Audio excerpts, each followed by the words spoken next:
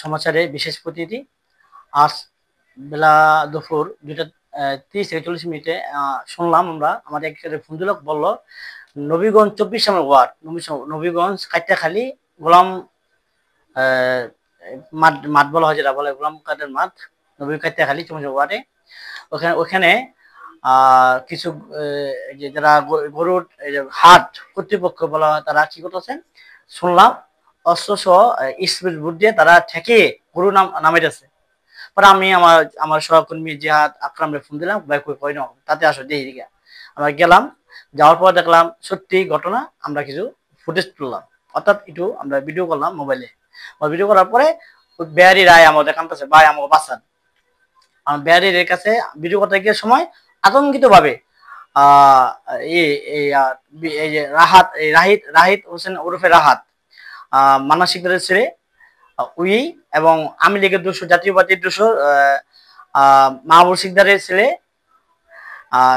আনিল শিকদার, তারা আরো কিছু ওই যে মানিক, ওরা আরো কিছু পোলাপাইন, অত বিশ্বকারে 2 থেকে 150 পোলাপাইন আতঙ্কিত ভাবে আমাদের আইয়া মোবাইল নিয়ে, আমার মোবাইল থেকে কেড়ে নিয়ে আমার বাস এবং বাস দিয়ে আমার উপরে হামলা, এবং উপরে জঘন্যভাবে হামলা। এবং মহানগরের ছাত্র দলের বিএনপির মহানগর ছাত্র দলের সাধারণ সম্পাদক রাহাত।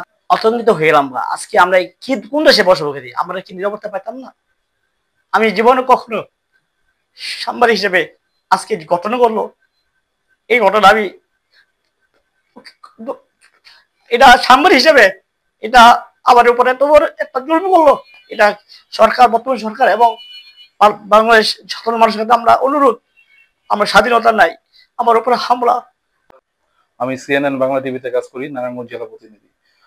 তো সুমন ভাই আমাকে ফোন দিল, দুইটা বা 2:10 ফোন দিছে।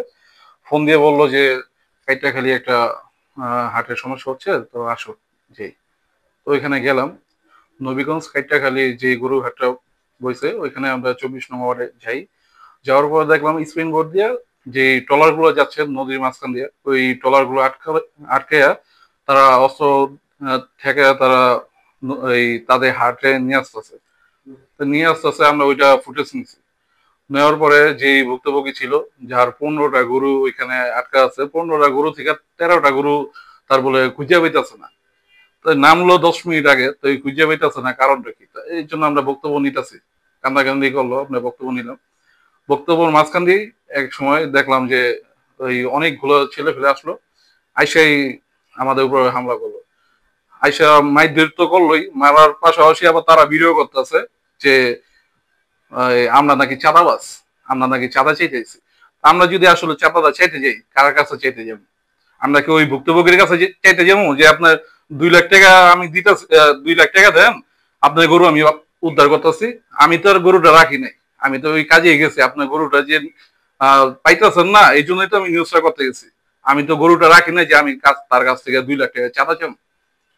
2024 সালে স্বাধীনতার পক্ষে আমরা লেখালেখি করছি, যাতে স্বাধীনভাবে কথা বলতে পারি, স্বাধীনভাবে নিউজ করতে পারি।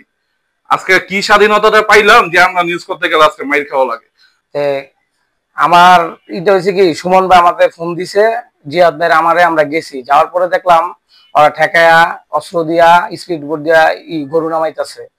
মোবাইল ধরছে, জিহাদ ভাই ভিডিও করতেছে। করার পরে ওরা অতর্কিত ভাবে অস্ত্র মস্ত্র নিয়ে 200 বলাবেন হামলা। তোরা করলি কেন? ওরা আবার মোবাইল ধরে তোরা টাকা চাইছ। আমি কি ভাই আমরা কি এর টাকা চাইছি? এই রাহাত আইছে, রাহাত বিএনপি নেতা, রাহাত নারায়ণগঞ্জের ছাত্র দলের রাহাত সাধারণ সম্পাদক, আইসে ওই ধরেন পুরো হামলা। আমি হামলা দেওয়ার পরে বললাম ভাই আমরা এলাকার লোক, ভাই আমরা এলাকার লোক।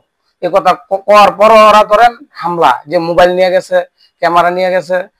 রাহাতের যে এক ভাই আছে, জাতীয় পার্টি করতো, আমার সাথে একটু চিনা পরিচয়। আমি বলছি ভাই আমরা তো এলাকার লোক, ভাই আপনি কি মাইরা লাইবেন? আপনারা এইভাবে কি মাইরা লাইবেন? দুজন রে পায়ে হাতে দড়ি দেয়, এই গরুয়াটা থেকে আসছে, নাইলে ওরা ডাইরেক্ট মাইরা ফেলাইতো।